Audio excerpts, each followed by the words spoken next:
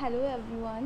So today we are going to the study the chapter of your textbook to the cuckoo with the wandering voice.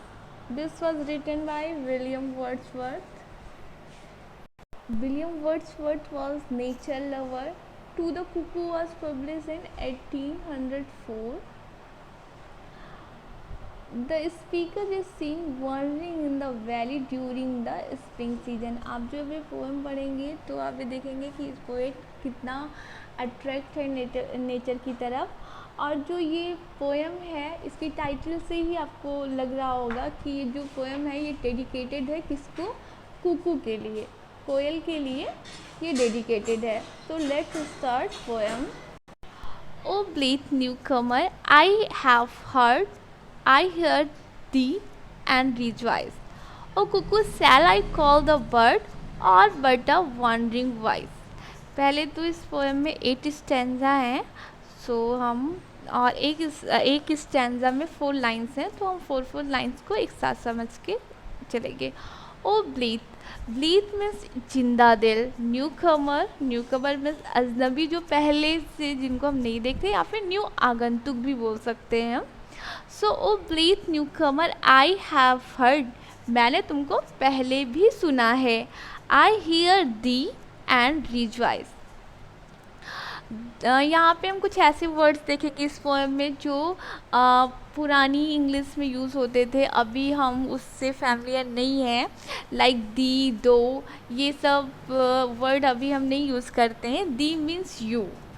I hear thee and rejoice, और मैं तुमको अभी भी सुनता हूँ, और rejoice means आनंदित होना, मैं और तुमको सुन के बहुत ही ज़्यादा खुश हो जाता हूँ, बहुत ज़्यादा आनंदित हो जाता हूँ।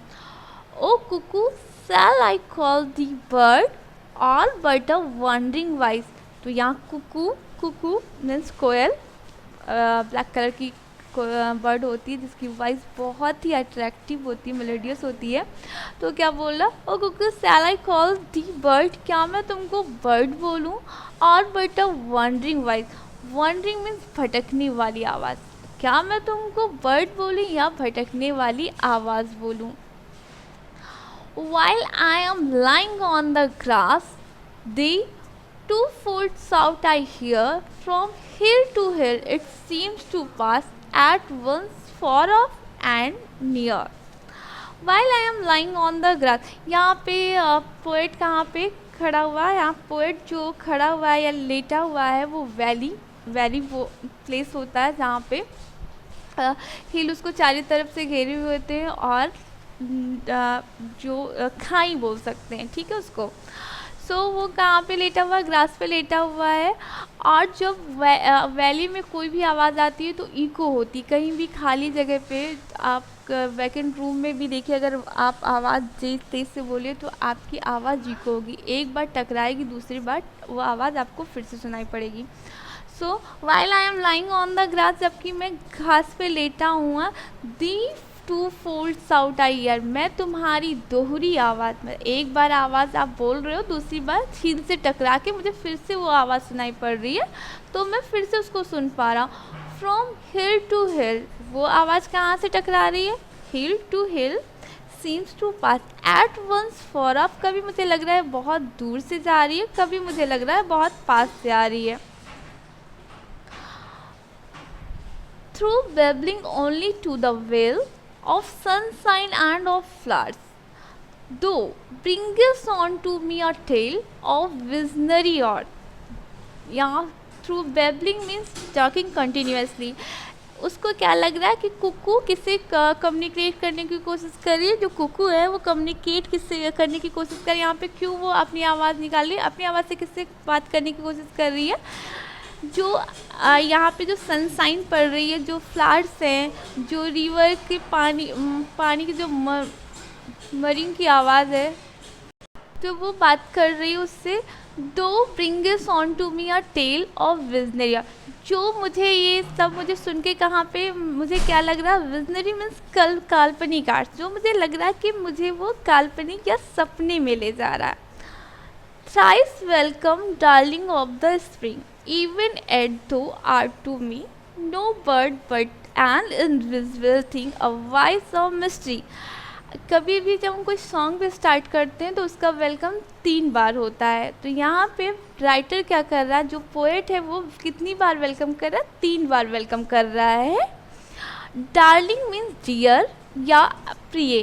तो यहाँ पे कुकू को क्या बोल रहा है, यहाँ पे पोएट बोल रहा है darling of the spring even yet thou art to me no bird but an invisible thing. मैं तुमको बर्ड नहीं मानता हूँ क्योंकि मैंने तो तुम्हें देखा ही नहीं कभी, सिर्फ तुमको सुना है। तो मैं तुमको इनविजिबल थिंग्स मानता हूँ, मैंने सिर्फ तुम्हारी आवाज़ सुनी है, मैंने कभी तुम्हें देखा नहीं, इसलिए मैं तुम्हें कोई बर्ड नहीं मानता हूँ। और अ वॉइस ऑफ मिस्ट्री, और मैं तुम्हारी आवाज़ को रहस्यमय मानता हूँ क्योंकि मैंने तो तुम्हें कभी देखा ही नहीं। The same home the same home in my school days. I listened to that cry, which made me look 1,000 ways in birds and tree and sky. ये क्या बोला, ये सेम वॉइस वैसी है जब मैं अपने स्कूल के दिनों में सुनता था। और which made me look 1,000 ways, जो मुझे पीछे ले जा रही है। पीछे कहाँ ले जा रही है, मेरे स्कूल के दिनों में, मेरे चाइल्डहुड डेज में लेके जा रही है, क्योंकि ये आवाज़ मैंने पहले भी सुनी हुई है। और कहाँ से सुनी हुई है, कभी लगता था कि झाड़ियों से आ रही, कभी लगता था कि पेड़ से आ रही, कभी लगता था स्काई से आ रही है।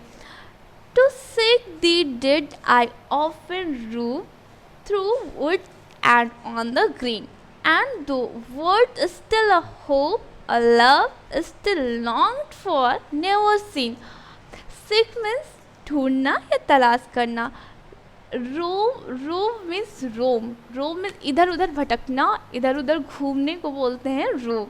तो क्या बोलता है, जब मैं तुम्हारी आवाज़ सुनता था तो मैं क्या करता था, तुमको ढूंढता था, इधर उधर मैं तुमको ढूंढता था। कहाँ पे ढूंढता था, कभी जंगल में ढूंढता था, कभी लकड़ियों के बीच में तुमको मैं ढूंढता था। एंड दो मीन्स ऑल्सो यू, तो जो, लेकिन मैंने कभी तुम्हें देखा नहीं, सिर्फ मैं तुम्हारी आवाज़ को सुनता तो स्टिल तुम मेरे लिए क्या हो, तुम मेरे लिए आशा हो, लव हो, still longed for never seen. Longed means तुम मेरे लिए वो लंबा इंतज़ार हो जिसको मैंने कभी देखा ही नहीं है, लेकिन तब भी तुम मेरे लिए आशा हो, होप हो, लव हो।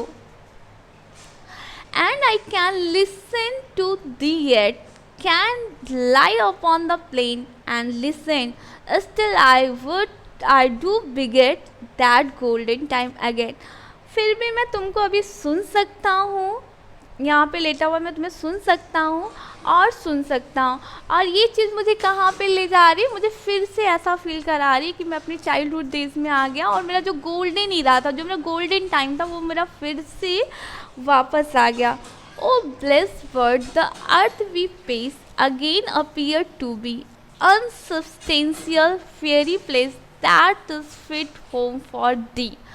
Oh blessed bird, वो क्या बोल रहा है यहाँ पे, कुकू को बोला oh blessed bird, the earth we pace. Pace means कदम कदम चलना, मतलब मैं धरती पे, अब यहाँ पे कुकू क्या बोला, तुम इधर से उधर उड़ती रहती हो, कदम कदम चलती रहती हो।